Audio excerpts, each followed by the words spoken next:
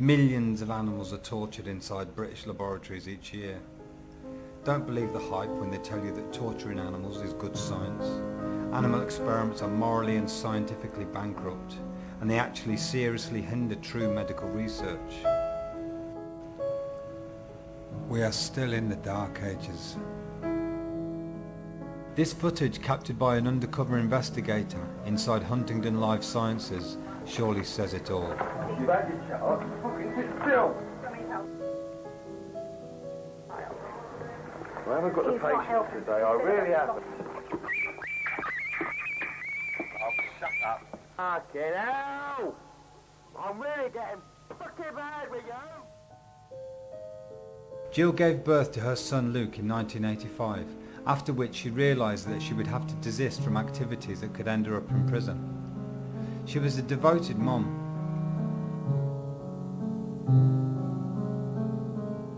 But she still managed to keep active by doing stalls and hunt sabbing, letter writing and going on demos.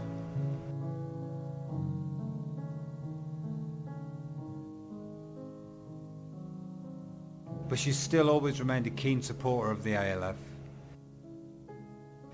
Here she is under the pseudonym of June, giving an interview to a local newspaper where she fully supports the ALF.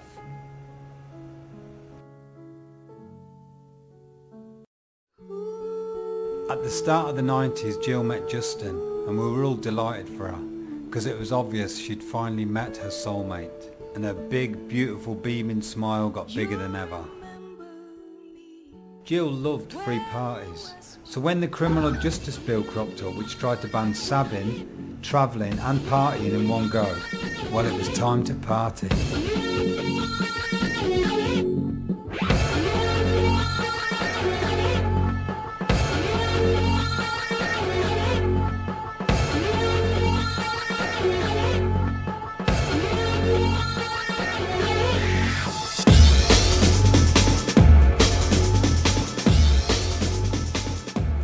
This relatively happy and peaceful phase in Jill's life was shattered when this man, Christopher Barrett Jolly, appeared on the scene.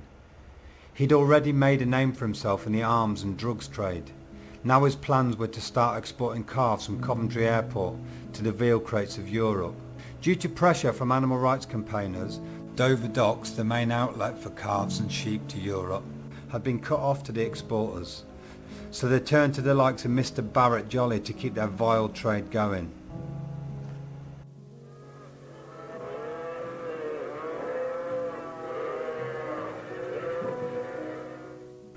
What is this trade in calves all about? It is simple enough. Cows produce breast milk for the babies. They've been selectively bred to produce huge quantities of milk, but now we humans are so greedy that those babies are taken away from their mothers at birth. Animals have now been reduced to mere units of production. The dairy cow is treated as a milk machine. And these calves are even denied the solace of suckling from their own mothers. Remember this next time you see a pint of milk. That milk belongs to the calves, who were ripped away from their mothers and taken to the market to be sold to the highest bidder. You won't see these scenes on the milk adverts. Human beings are the only species that drink milk after infancy, and that drink milk of another species. In one of the early victories of the emerging animal liberation movement, veal crates were actually banned in this country in the early 70s. But not to be outdone, the dairy industry simply set up the export trade. The veal crate was designed so as to prevent the baby calf from moving at all, so the muscles never develop and their flesh stays tender. If that isn't sick enough, then they are fed an artificial diet devoid of any trace of iron. As you can see, they are kept in wooden crates. Otherwise they would lick iron bars for traces of the minerals they crave. And all this so that when they are killed at around the age of 6 or 7 weeks, their flesh remains pink. Jill was a mother. She was a vegan, and she felt and understood the bond between mother and baby. And when this vile trade landed on her doorstep, she had to act. Jill was a warrior, and it was time once again to pick up the fight. Cab clash, protesters ambush veal trucks. To begin with, Jill was just one of a handful of committed people who protested at the gates.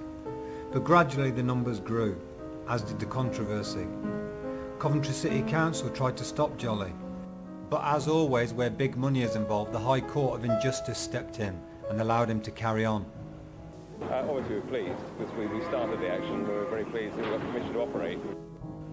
When one of his knackered out Algerian airline planes crashed on the edge of a Coventry housing estate, killing all of its crew, Jolly's next move was to bring in a huge ex-Aeroflot plane, which was immediately grounded after failing all its safety tests. Jill took part in this radio interview on that day. Because he's got away with such a lot so far, but it's glad that common sense has prevailed. You know, this plane is far too big, it's dirty, it's too big for the airport, the runway's too small. I mean, this has all been stated by experts. It's just glad to see, and especially after the Willenhall plane crash, it would have been particularly insensitive of him to fly this huge, noisy plane over Willenhall. Around 30 protesters had gathered outside the gates. One of the youngest to join in the celebrations was 10-year-old Coventry schoolboy Sean Mulhern.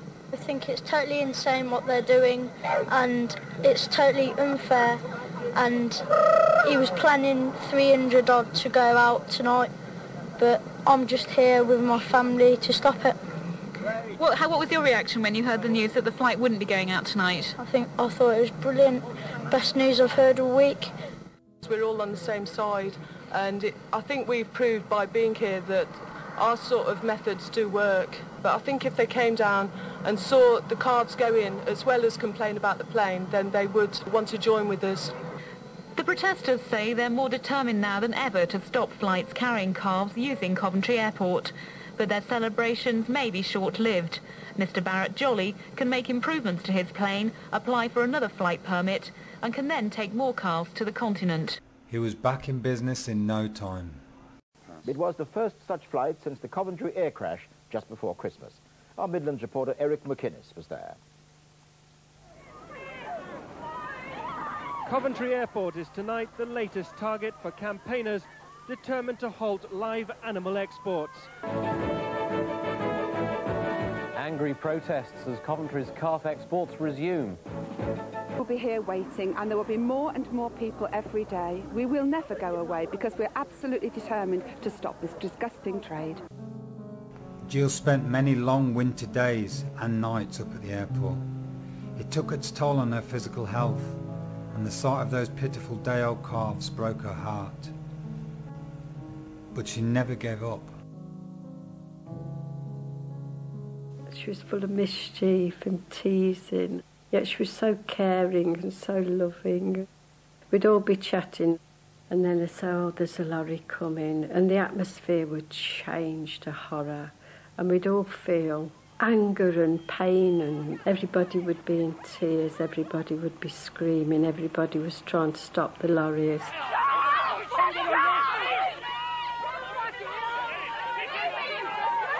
The state never listens to us, the state does nothing. You could sign petitions till you're 100 years old and they're just thrown in the bin. So what do you do when nobody listens to you and at the end of the day animals are going through hell? What do you do? Jilly always went and run up. She always put hands up like that, and she'd always be took away by a copper. We put our lives on hold for this, and we will be until it stops. Even if someone gets hurt? Yes. Someone will eventually get hurt. We were all pushed behind this barrier of police, and the lorries would come in, and it all went quiet. And then somebody said, there's somebody under a lorry.